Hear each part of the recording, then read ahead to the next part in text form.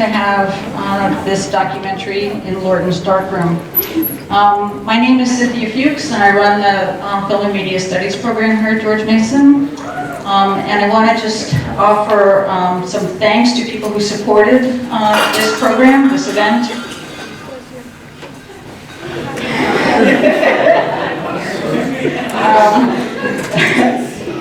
So I want to thank Film and Video Studies, Photography Department, Communication, Delta Kappa Alpha, English, History and Art History, Off-Campus Student Services, Sociology and Anthropology, University Life, and Women and Gender Studies. It takes a lot of people to put these things together. And I want to say a special thank you to Andrew Jorgensen, who's helping us do tech tonight, Alex Bowen as well, Samantha Beach, who helped pull this together, Rebecca Meharado, and Giovanna Chesler, who's the director of Film and Video Studies. She's not here tonight, but she directed me to this film, and so we have her to thank for bringing it here. I just want to say a couple words about at least two people who are speaking tonight, and then I'm going to have the three other people who are speaking sort of say something about themselves. The program tonight, the Q&A after the film is going to be moderated by Sue Berwican, who's the director of the photography program here at George Mason. She has an MFA in photography from the Rhode Island School of Design and a BA in English writing with a concentration in poetry from the University of Pittsburgh. Her studio is in Brooklyn and DC. She has held residencies at the Robert Rauschenberg Residency in Florida, the Kala Art Institute in Berkeley, and the Atlantic Center for the Arts in New Smyrna Beach, Florida. She's a founding member of the Floating Lab Collective, and you might want to ask her about that. And in fall 2017, she presented an artistic exploration into the work of Kay Sage at the Greater Reston Art Center in Virginia. And I just heard that she has designed and is involved in the erection, I guess you would call it, of a 46-foot sculpture, and you will have to ask her about that because it's just an astounding story. And then I also want to say a few words about Karen Ruckman, who is the photographer and the sort of center of. She started the photography program that is at the center of this film, and she is the director of the film. She is a photographer and educator. She has photographed on Capitol Hill and worked for editorial and corporate clients. This is a whole other lifetime. Photographing politicians, celebrities, and Nobel laureates.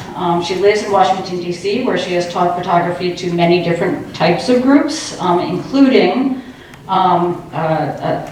children against the backdrop of terrorism in Northern Ireland. In Lorton's Darkroom emerged out of her work at Lorton Prison, which some of you may know is notorious for many different reasons, which closed in 2011. The program ran from 1981 to 89, back in the olden days when Marion Barry, the mayor's office in DC used to fund arts programming. And the film opens with some descriptions of what it feels like to be a photographer, to become a photographer, when you're not necessarily aware that that's a possibility before it happens. And I want to highlight just one of the descriptions. One of the people speaking says that he describes the feeling of power standing behind that camera to be able to capture time, to record a moment in history. And the film does this as well, so I just want to sort of point that out. And certainly in our current political climate and on the 50th anniversary of the death of Martin Luther King, we might all appreciate that power. So I'm going to let, and also I just want to mention, Karen will be joined on stage by her producer, Emma Pierce, and two photographers who came out of the classes at Lorton, and that is Calvin Gorham and Michael Moses L. So we're very happy to have them. The film is a short one, so please stay after, and you can ask them some questions about their experience at Lorton. Thank you.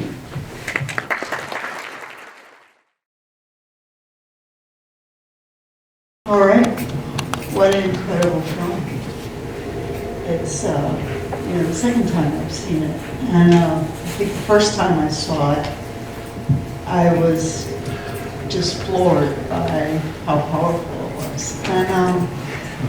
And I think, you know, I know a little bit about the subject matter. I've, you know, worked with a few people before, brought people to campus.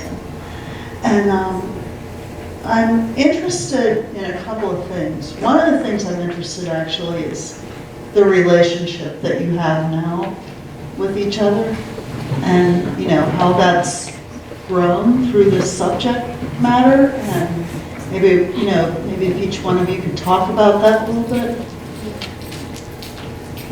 Well, there's no relationship at all. I don't even know these people.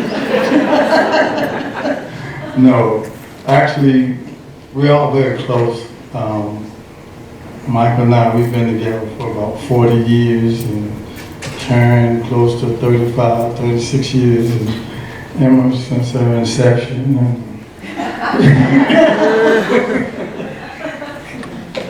But we love each other very much. You know, we stay in constant contact with each other. And I tell you, as you saw in the documentary, my life was up and down. And through each moment, I've been able to reach out to one of these people to let them know what I was going through. And it all hasn't been easy. But I understand today I'm a minister.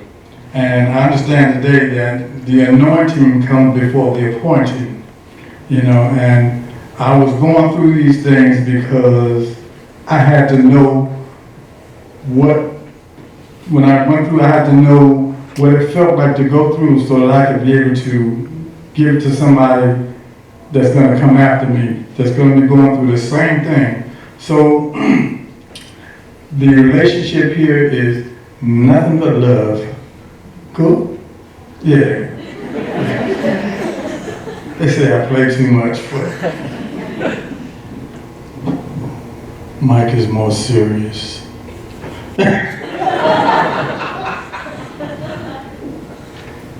Well, just to say something about the relationship, it's profound. It's a relationship that pretty much kept me consistent, kept me focused, and has driven me with immense enthusiasm.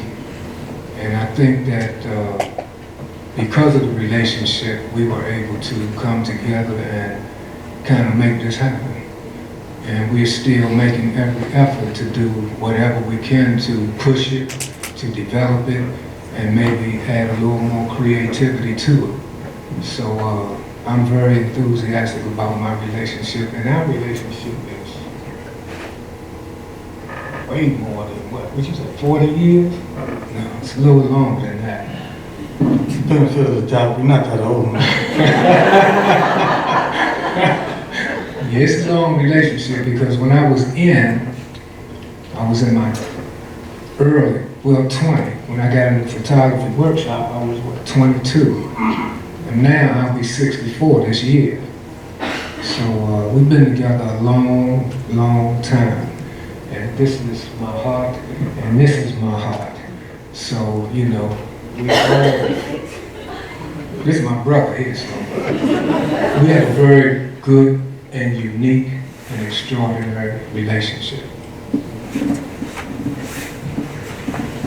We've really, we're very much like family. We do stay in touch. And I think going back to the 80s when I started the class, the program, I had no idea how this project would be really become a lifelong project for me, and in a very profound way. And I think that how we've grown is also a reflection of what's happened in the greater society, and how criminal justice has changed and morphed. And this project, I think, speaks to it, to these trends in a very profound way. And I want to thank you for having us and for screening the film, and to Cynthia and Sue and to your program. we're very appreciative and honored to be part of the filmmaker series. And to bring this to this audience and to connect with your filmmakers who are training today. We back in '01 we reconnected along with Gary Griffin, who the director of photography, who's very much couldn't be here today, very much a part of the project. And we've been just following. We've been with Calvin and Michael pretty much every year. We get together since '01, filming important events in their lives. And so we've all grown together. Things that happen in my life and Gary's life, and we're very. So they have a great impact. They're very much a part of, become the filmmakers. They're very much a part of the process now, so, which is very exciting. I would say the film, I think, is very reflective of the relationship that all the participants and the filmmakers have. There wouldn't be this kind of film without the friendship and mutual respect that everybody has for each other. And that's very much the basis of the film, is that relationship. Emma, you came to the film later. Right. Do you want to talk a little bit about discovering this opportunity and, you know, how it's changed your life? And I think, you know, our audience would be interested in hearing about those different phases, especially because you came to this film right out of college. Right. So I obviously I've known them my whole life, and I grew up like adjacent to the project, and I saw them do their filming, but I was never a part of it. And I went to film school and I graduated in 2013. And when I graduated, I started working on the project, logging the footage and digitizing the tapes. And through watching all the footage, I sort of realized, like, oh wait, there's this whole other film in this larger story of Michael and Calvin's lives. There's this other story. So it was such a fun discovery for us all to have to look back on this footage. And I think because I came in with sort of a fresh eyes or different, having not sort of been at the shoots with them, and watching the footage for the first time and really discovering this sort of other story. So the process for me was very much like logging the footage, watching it, and then working with the editor and the director to sort of create the final thing. But the story really came from the footage. And it definitely gave me a whole new perspective and a whole new cause. Definitely. And it sounds like there's a lot more footage to be gone through. Right. Can you talk about that a little bit? Yeah, I mean, there's a whole terabyte. There's hard drives and hard drives. The logging process was pretty extensive, and there's still a couple tapes to be digitized. It's definitely ongoing, and like scanning all the photographs from the negatives was a huge process that is still ongoing. And a lot of editing the film was like discovering all these photos that hadn't been scanned yet. So a lot of each iteration of the film was adding, like, oh, we just found this new picture, we just found these new tapes. So it was sort of a discovery, and their hours. I would say probably definitely over 100. I'm not sure exactly how many, but there's, it's a huge project. So coming into it as a short was a really great way to become introduced to the footage and to, before moving on to the feature, which is what we're currently working on. And Calvin and Michael, you're also involved with shooting in the film as well. Can you talk about that experience now? Basically how it's evolved from when you first picked up the camera, and what's happening with that now? Well, what's happening now is basically just trying to, I guess, finalize what we've already created, what we've already fulfilled, and kind of put a punctuation behind it. And so we're committed to just coming together and utilizing the footage that we have along with some new pictures and just basically, it's kind of like what happens at the end. And this is where we are now and what we are creating as we continue to move forward through the project. So pretty much everything's going straight forward. You know, the problem with most projects like this is that, you know, you just, if we had the funding, we'd probably be finished. But, you know, getting the funding is part of the journey and part of the fun, because that's what happens. You know, you have to become creative. And the same thing with everyone that's into filming and photography, you have to continue to be driven and enthusiastic, because eventually, if you want it done, it will be done. So that's basically where we are now. We're just moving forward and being creative in our capacity to understand what we need to do to bring this thing to an end. So, for me, it's just a way of keeping hope alive.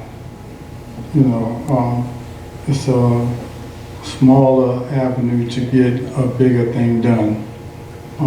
From my first day of becoming a photographer, I still don't call myself a photographer.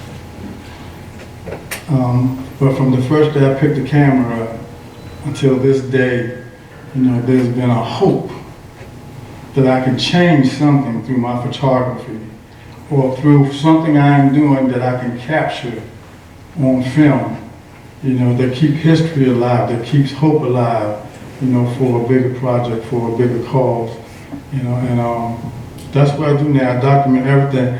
I want to just take a brief moment. My wife is sitting over there, Denise. Say hi, honey. Hi, honey. And she's been a supportive force through it all. And I'm here to tell you that she documents everything. You know, I have baby pictures that I hadn't seen in years, and then one day she said, "You remember this picture here?" And I had a bow tie on. I was like 5 years old. You know, but it's like I said, it's bigger than just the photography workshop. It's way bigger than that. But we need funding for this to make something else happen. You know, and the more we do, the more we get done. And I'm just grateful to be a part of it. I'm grateful that Karen saw fit to follow me. She gets so nosy sometimes, but I love her, you know, and I love what we're doing here, and I'm just grateful to be a part of it. So let's talk about the big picture in a way, right? I see the film as making a really strong case for art and society. And I'm wondering, like, what has happened since the film has come out, and what kind of venues that it's been shown at, what has the reaction been, and also, like, in the base of the, you know, prison industrial complex, what has been happening with that conversation around your film? I think Pete Brook, who's in the film, who created this niche for himself as a prison photography curator, and is really the expert, really was quite shocked to find our program and the fact that it existed in the 80s. As he said in the film, he didn't think that there was photography after mass incarceration. So for him, it was very exciting, and exciting for us to learn that we actually were the last photography workshop in a men's prison, and that it's possible. And what this film says is that it's possible to do this kind of programming, and it also it shows how important it is, and the conversation that is had with this kind of programming. Aperture Magazine just did, the last issue was called Prison Nation, and the whole issue features the work of photographers who've gone in and photographed in prisons. Pete talks about our program. Pete talks about the fact that it's so important to have these images to start and continue the conversation. And it's very, very important to have the image makers be in the system themselves so that they're telling the story. It's from their point of view. And that's very critical in terms of how we move that conversation forward. Under Obama, there was a renewed interest in prison programming.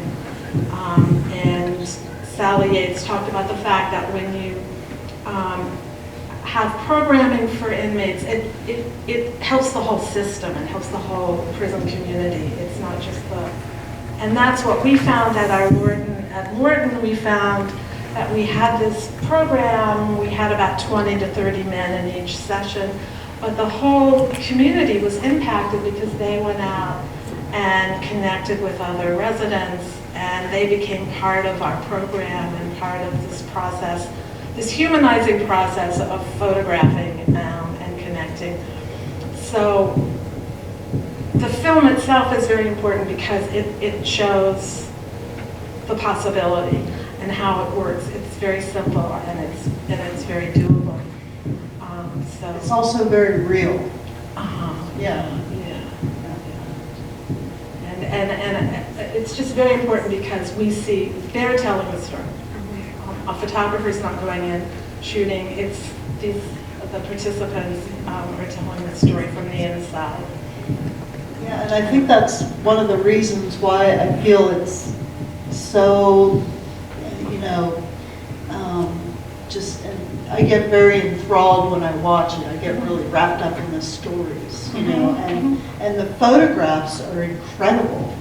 They're so rich. And I wonder too, is there a portfolio that exists of the photographs? Yes, Karen has all the pictures. And I'm going to say we had wonderful photographers. Roland Freeman, you may know his work, came in and curated our last show. He's a remarkable photographer. We had many folks from the Post press photographers coming in to help mentor the participants. Yes, I've tried to keep an archive, and we're working on an exhibition now, putting together a show. Just to add something, from this project, we've been a few places. National Geographic, we've been down Richmond. But what it's done is it's stimulated other programs and projects. We have something coming up, Saturday, the 7th, and it's called the Lorton Reunion. And what we do is the tickets are sold to generate funds. The funds that are generated are sent to inmates who are still currently incarcerated, just to help them with day-to-day needs and that kind of thing. And we are trying to develop that into a bigger project because at some point when time is permitted, we'd like to show the movie in one of the venues when we have that. But this is the second one. So it's creating a lot of different other things, and we're still working in the direction of being creative so that we can become a little more in-depth with regards to how we create, develop, and fulfill our goal with this project. I think I'm pretty comfortable in saying there are only two groups that came out of Lorton that are still functioning, and that's the Lorton Photography Workshop and the Amazing Gospel Soldiers. And they both will be participating in the activity on the 7th, the Lorton Reunion, which is community unity. That's the theme of it, bringing community unity, to our communities. So with that, go out and get your tickets.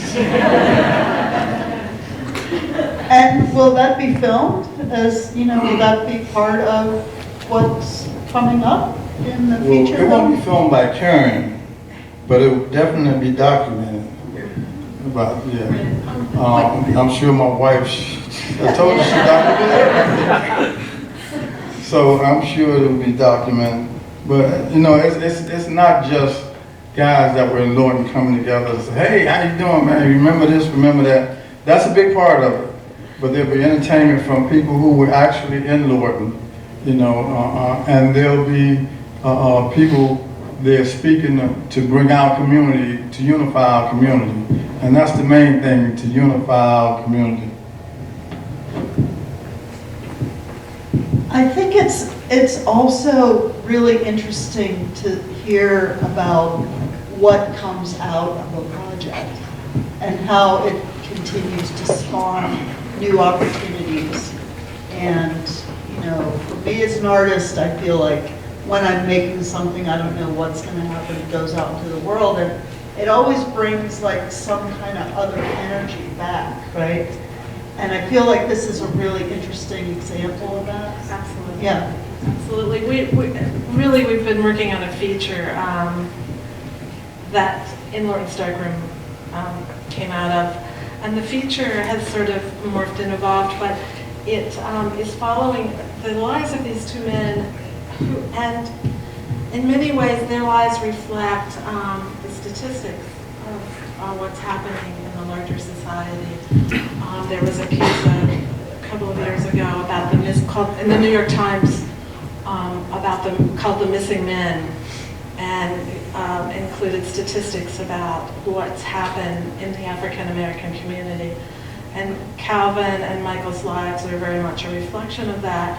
And so when we tell this story, this next story, we hope to really speak to this larger issue that's been going on for 2 generations. Fantastic. I imagine we probably have some questions from the audience.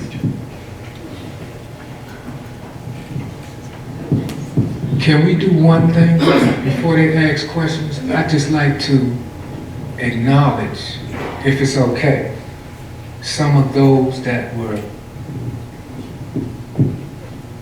they were with us.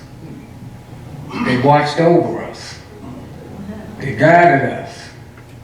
They sort of kind of told us what to do. And if it's all right with them, I'd just like them to stand, because Mr. Jernigan was one of the correctional officers that was there. And Mr. Rodriguez. They were correctional officers during the time that we were incarcerated. So they have been around, and it's not strange that this day that they showed up for this particular event, and they're here, because we haven't seen each other since, I guess, since I was released in 1985. So it's been a long time. So when Calvin called me and said, Mike, look, and I said, that's Mr. Jernigan. I don't know how I recognize his face. I guess he was probably, but it's been a long time. So yeah, I just wanted to acknowledge that. We do. Jernigan and Rodriguez, I just want to say I didn't get a chance to miss you because I saw you in my dreams all the time.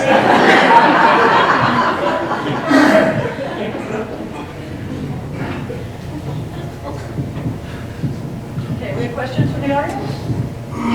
There you go. I would make a comment, and I thank you very much for your comments toward us.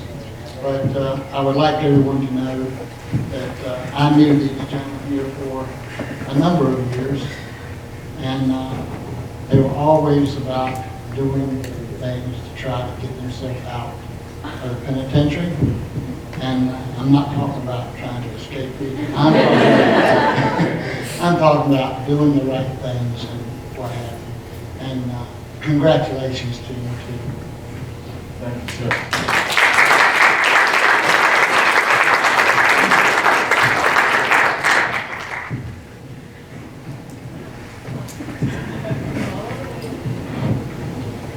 We are recording, so please wait for the mic.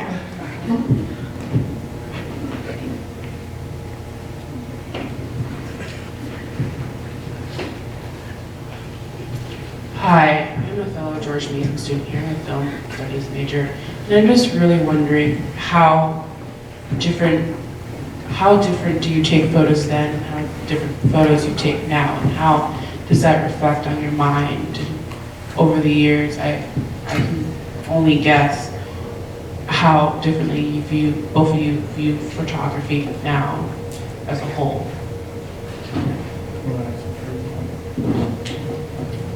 I still take pictures the old-fashioned way. Let that be understood.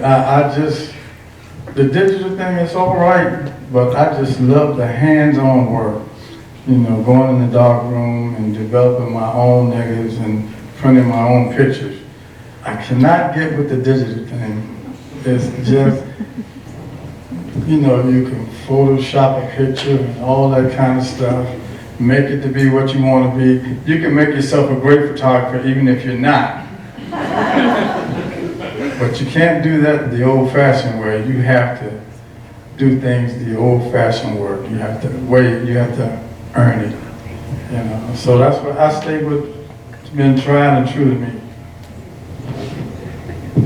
For me, the old way was better, and the reason it was better because it instilled levels of development and skill.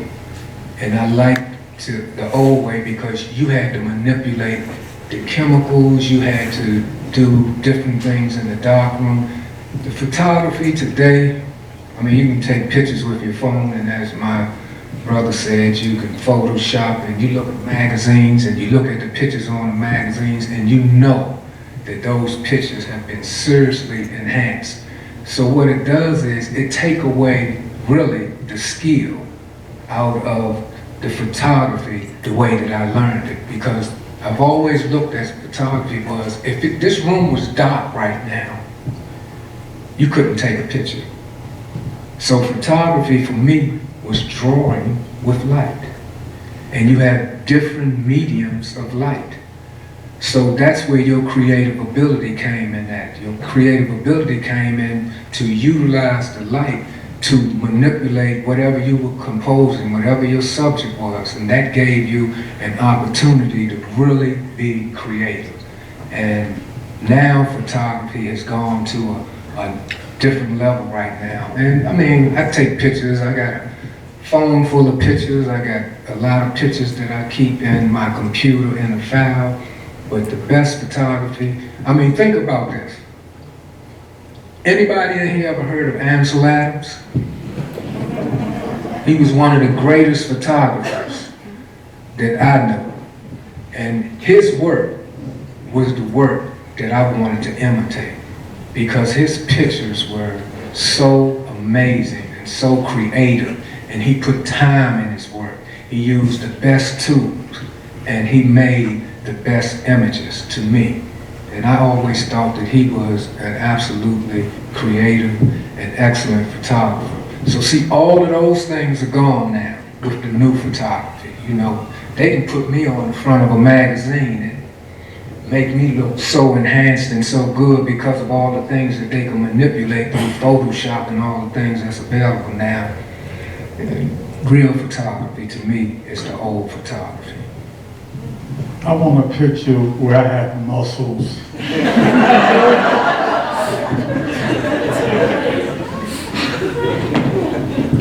And I can get that with the new photography. But I tell you, if I take a picture of me and go in the dark room, the flab just won't go away. All right, I first want to thank you all for coming out here, and the documentary was really powerful, and thank you for sharing that with us. I kind of have two questions. One is for the two of you, is there any photograph that you remember specifically that you took, or just any photo that stood out in your mind? And Karen, for you, where did this idea originate for you? All right. Yes, I was the time, and I went to Lorton on a photo assignment, and was approached by the Director of Volunteer Services about developing a photography program, and that's how it started for me. And I was funded by the DC Commission on the Arts and Humanities and under career development. So the workshop was always around basic photography, and photography is a job skill, and we grew from there. And it was, I got hooked. Really. Gary brought his TV camera. And Gary, my colleague, Gary Griffin, who was a still photographer, bought his first TV camera in 1985. And we got permission to go down to film at Lorton, which was an amazing opportunity. And it took days, weeks of paperwork to get in with the camera, but it's just such valuable footage, as you can see, to that documented the program in the mid-'80s. So Gary, you know, we've all grown, all of us. Gary's gone on to work on great award-winning documentaries, but he still comes back to DC, and we work on this project together.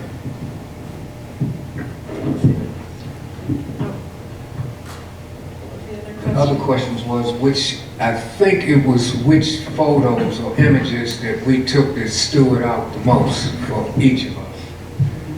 It's several for me. The first picture that I took was some pictures of, remember the eggs? Do you still have the that? eggs, yes, I do.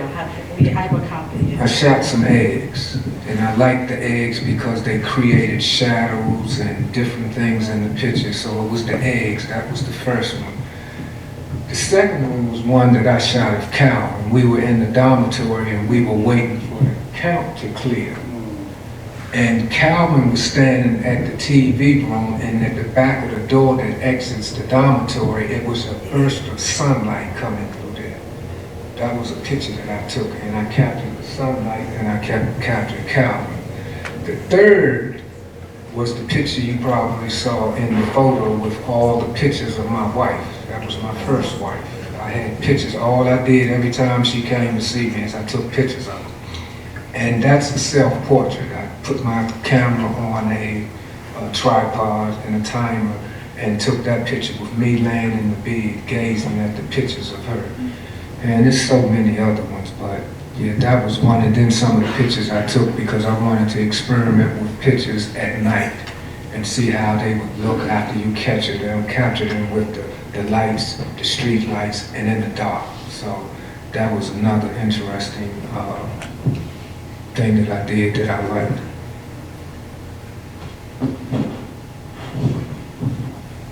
I had several pictures that I really liked, but I guess my favorite one was I took a picture of two veterans, and when I was taking the picture, it was just like two of my friends, and then I knew they were veterans, but as I looked at it when I was developing the print, I realized that they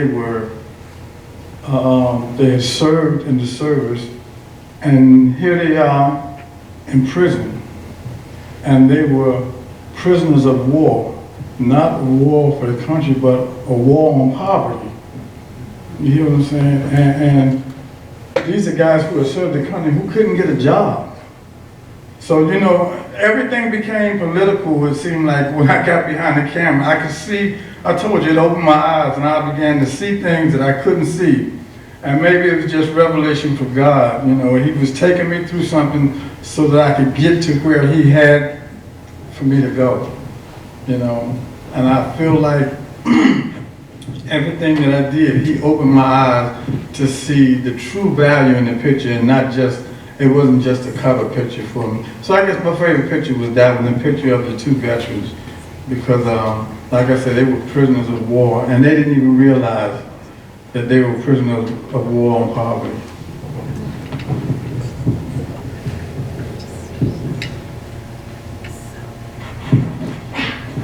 And subsequently, those pictures, some of the pictures I talked about made, what was it, the style section of the Washington Post? Yeah, so I was really proud of those.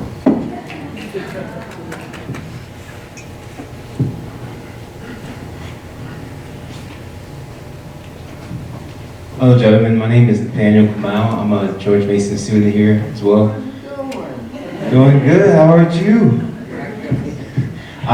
Notice I said, how are you? But I had a question about what you would say to someone who has left life in jail or prison, but is kind of struggling to find their place in society. And yeah, what would you say to them to kind of encourage them or maybe steer them in the right direction?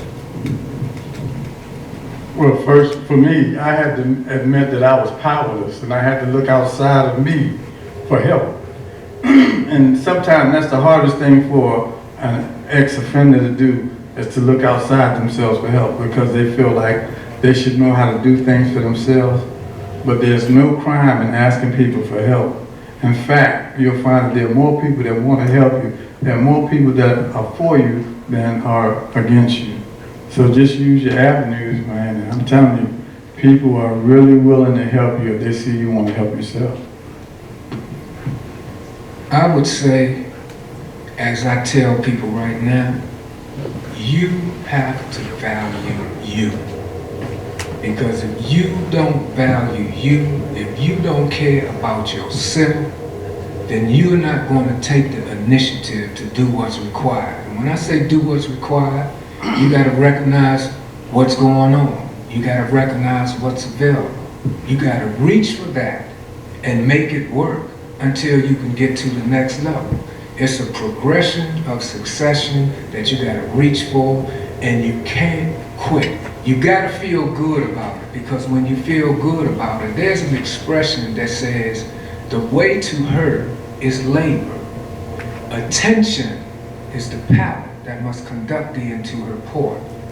But weary not on the way, for the toil will be to thee for pleasure. You gotta reach, you gotta want, and you can't quit. Because think about it, it's your life. And if you value your life, you're gonna do what's required to get it done. And you don't have to hurt nobody or anyone in the process.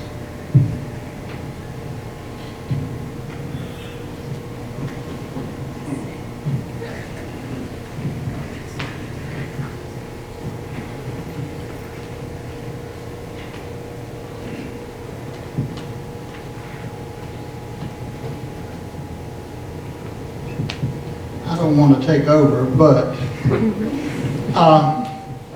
I have been working in the penitentiary for 48 years, and I have gone from up here down to the red officer. I was a supervisor when they were in Lorton, and I can tell you that they never were a problem that I'm aware of.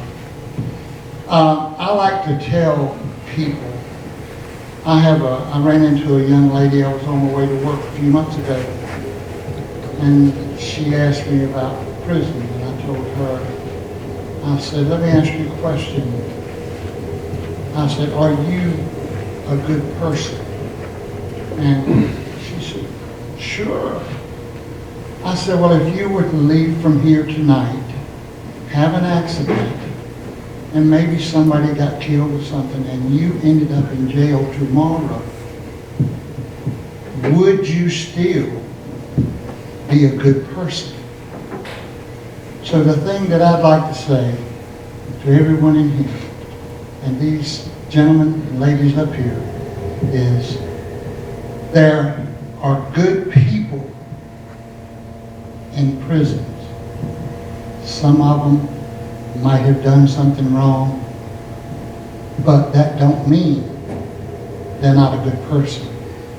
And these two gentlemen up here were good people before, and they were good people in penitentiary, and I would like to congratulate you for the movie and your success that you've had. Thank you, sir.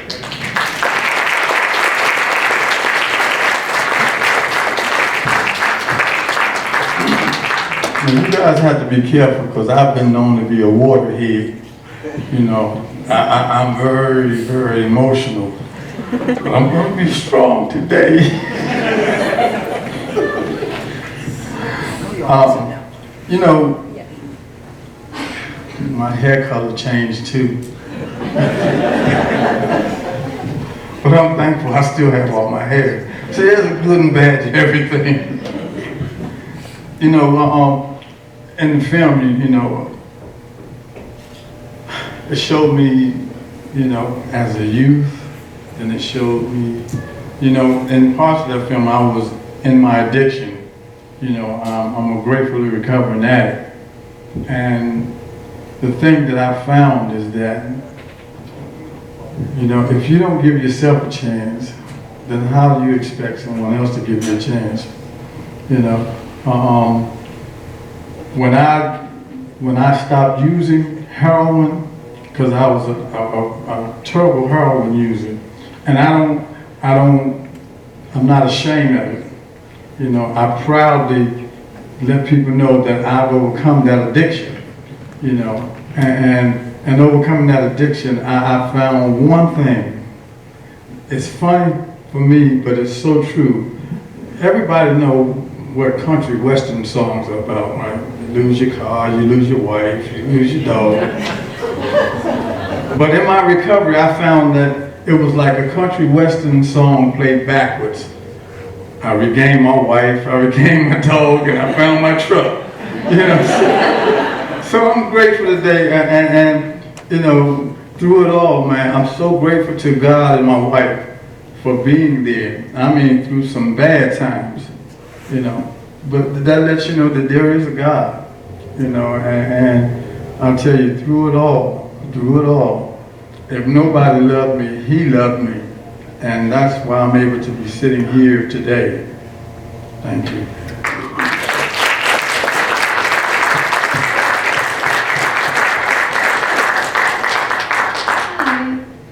Based off of your experiences and still loving photography, what type of images do you still try to capture today?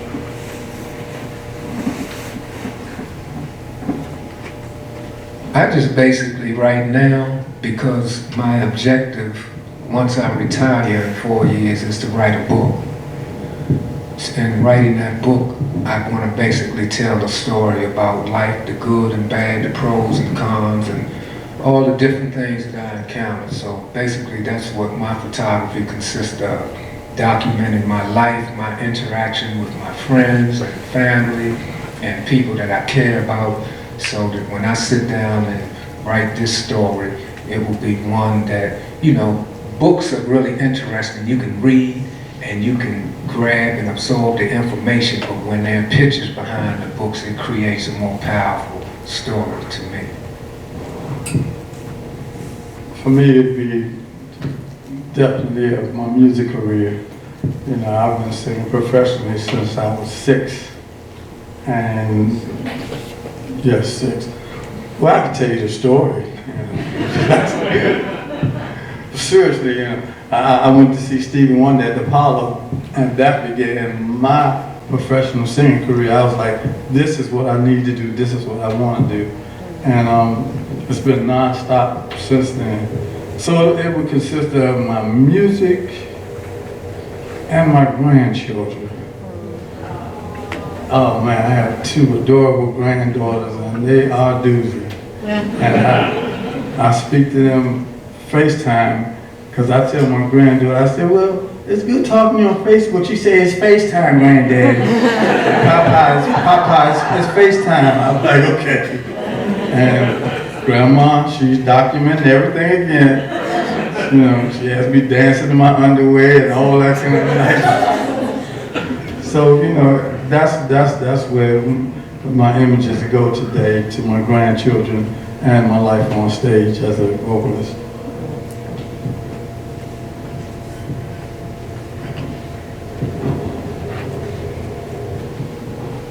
And if no one has any more questions, I have some more information for you. Well, currently, fast forward currently, what I'm working on now is opening 3 transitional homes for returning citizens. People who are coming home, veterans and from coming home from prison. And we have a 100-bed facility, and then we have 2 25-bed facilities.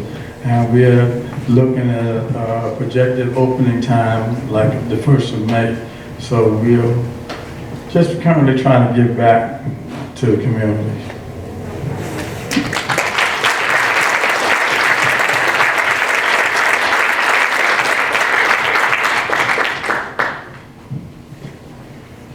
I want to thank all of you for being here tonight to share this film with us. Calvin, Karen, what an amazing experience to experience this with you and be able to have these kind of conversations. I think, society needs more of this, and the fact that you're going to continue with the work and get involved in other ways with it, I think that's what gives us hope, right? So thank you for your work. Thank you. Thank you so much for Thank you for having me.